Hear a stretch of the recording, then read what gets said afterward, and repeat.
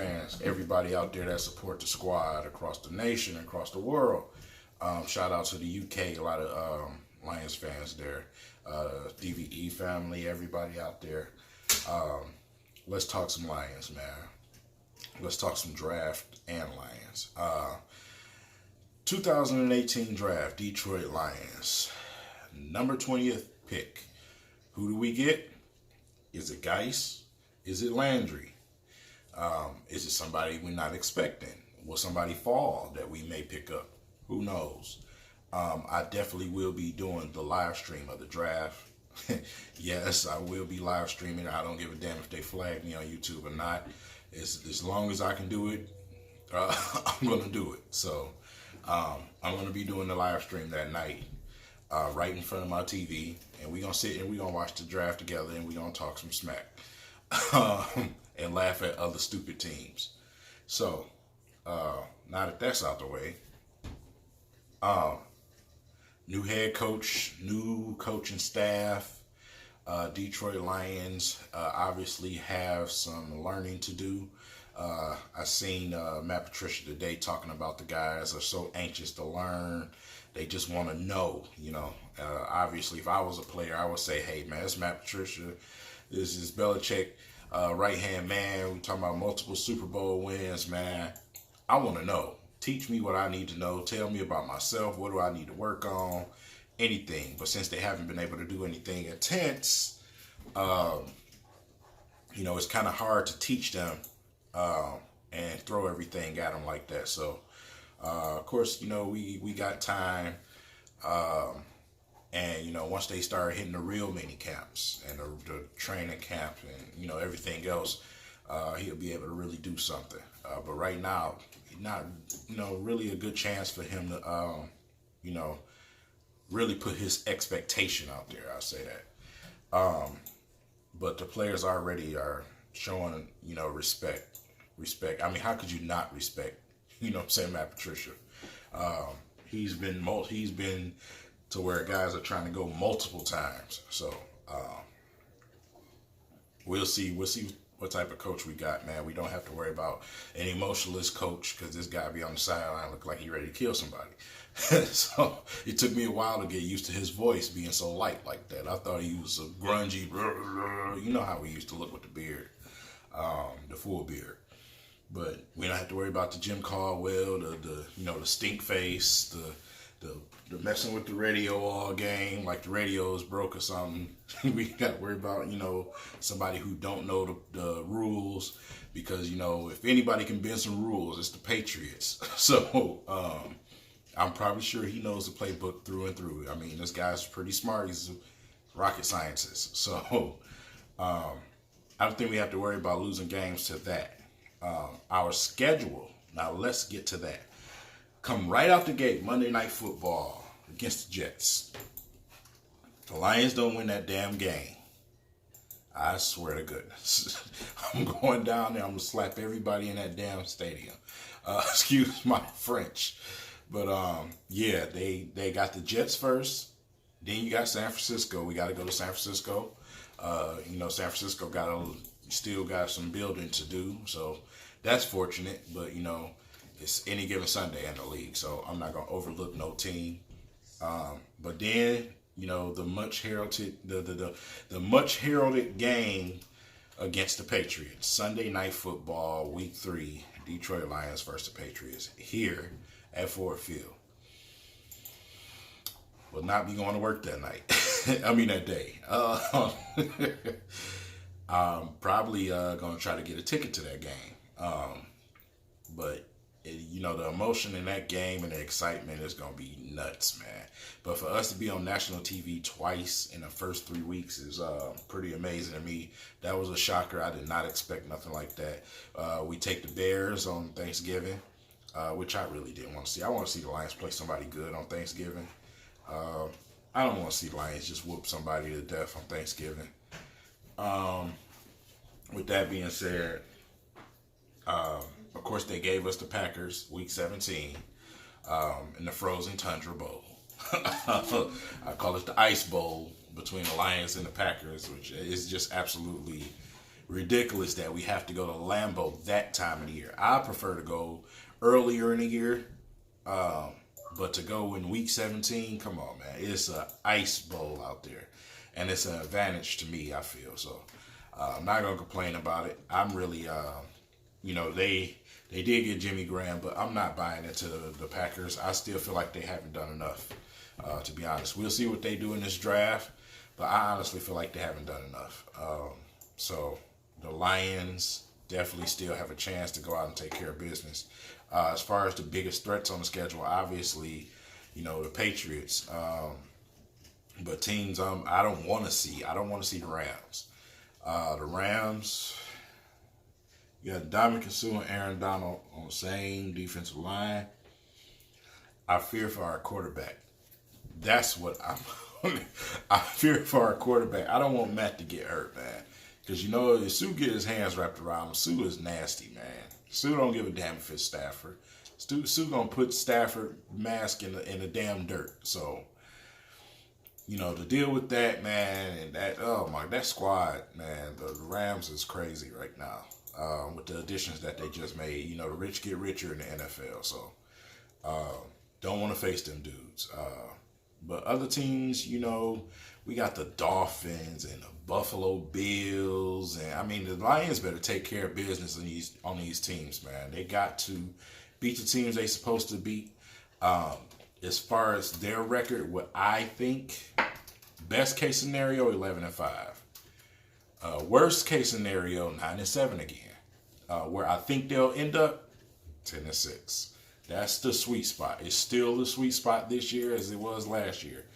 I think there's a total of about 5 games that the Lions probably could and should lose. Because these teams, we talking about playoff teams and teams that actually got better. So we got to play Carolina, Yeah. So as far as records go, that's what my opinion, what I think the Lions will be in best and worst case scenario. So, moving on from the schedule. As far as the roster, back to who I said that I think the Lions should draft. I'm still going defense. I'm going defense because in the second round, you can still get a running back. That's a workhorse. Like I said before, Nick Chubb is a workhorse. Sony Michel is a workhorse, but he makes bigger plays than Chubb. I think that's why he got the nod over Chubb. You can also go with, man, it's just so many running backs, dude. Freeman is a big back, man. You can definitely go with Freeman. I like Royce Freeman a lot, actually. So you can definitely get a running back in the second round, man, and be happy with that. Will they shock the world and say, hey, if Darius Geis is there in the first round at number 20, we're going to take Darius Geis? I wouldn't be upset. You have to be a damn fool to be upset about that. But I prefer defense. The Lions obviously got to get more help at linebacker, so they could address that in mid rounds and stuff. Offensive line. I wouldn't be mad if they got an offensive lineman in the first round. I wouldn't be upset. You know why? Because our quarterback continues to be one of the most sacked quarterbacks in the NFL. I don't care about last season. Who was injured, this, and that. Matthew Stafford still shouldn't have been touched like that. That's ridiculous, dude. I don't know how he's still healthy, to be honest. So I wouldn't be mad if they go with an offensive lineman. We got to protect number 9. You have to. If you want an opportunity to do something, you got to protect number 9. And you got to have some blocking up front if you want a successful running back. I don't know how many times I keep telling people, man, Amir Abdullah already is not a 3-down back. He's a situational back, him and Theo Riddick. We never had a 3-down back on the squad. So he's not that. And to throw him in there and try to let him do that without block, we all seen it last season. As soon as you say hike, you got guys in the backfield. You know what I'm saying? Before you can even hand the ball off, dudes are already in the backfield. Come on, we started Greg Robertson last season. So You know, obviously we got to get better with the offensive line. We did have the worst offensive line coach in the league. Ron Prince was, I don't know what the hell that was. And the reason why I say that, and I'm not just blabbering off the mouth because they let him go. It's the reason why I say that. The reason why I say Ryan Prince was the worst offensive line is because our linemen that don't play here no more, that went other places, they've had successful seasons. So obviously it was not the player. It was the coaching. It was the coaching. So, you know, we got a new staff. Let's see what happened with this new staff, man. You know, a little history on Matt Patricia. He was dealing with offensive linemen when he first, you know, got his niche. So before he became the defensive guru. So, you know, obviously he got a good eye on a good offensive line coach. Obviously coming from that organization, you know, where they give Tom Brady block, unlike Matthew Stafford having had, you know, his whole career. So, you know, hopefully they address that issue because that's one of the biggest problems with the Detroit Lions. So they got to address the trenches on both sides of the ball. You got to block for number 9, but at the same time, if we don't put pressure on quarterbacks, we're going to be in trouble, man. We got to get pressure, man. We did not have pressure. But, you know, be it we did have some injuries, some big-time injuries, man. We didn't expect Kerry Hyder to be out for the whole season. We didn't expect to lose what I call the drain plug, Haloti Ngata. You know, Haloti Ngata is not his old self, but he's still fat. You know, and he can plug up holes, man, when you're trying to run the ball on him. So we did miss that. You know, so like I said, you know, finally 100% Ziggy Ansah this year. So I'm interested to see that. Yeah, he is making a lot of money, but he better stay healthy this year. He better stay healthy this year. Or otherwise, but yeah, man, we're going to be doing some 4-3 and some 3-4. We need versatility on the defensive line, and that's why I threw out Harold Landry. He is a hybrid. He's a hybrid. He can do either or. You can probably even, you know, let him do a little linebacker work.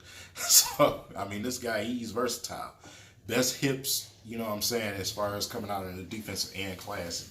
And, you know, he's talented all around. Like I said, he ain't the most dominant. Obviously, you got, you know, Chubb, but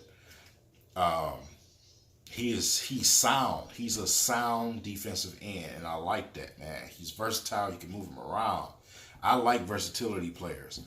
Don't forget about Anthony Zettel. Do not forget about Anthony Zettel. So, yeah, they can pull some things together, man. I just want to see how this draft goes and what we get, what we add to the squad. You know, some of them unsigned free agents that we get. I'm interested to see what route they go with them. But it's going to be some guys that fall. It's going to be some guys that fall because there's some behavioral issues. That's one of the reasons why I think that, you know, Darius Geis obviously will be there because it was a little something thrown out there about some you know, behavioral issues or whatever, and, you know, his crowd surrounding him, stuff like that. So we'll see. But with that being said, just wanted to kick it with y'all, throw it all the Lions talk out there, let y'all know, man, where your boy King stand with the Detroit Lions. And, you know, I definitely will be doing a live stream on draft night. So we'll be watching live. So if you're at work, click that button, hit my channel. We'll watch the draft and talk some shit. So excuse my language. But shout out to all the Detroit Lions fans. Shout out to the Lions organization.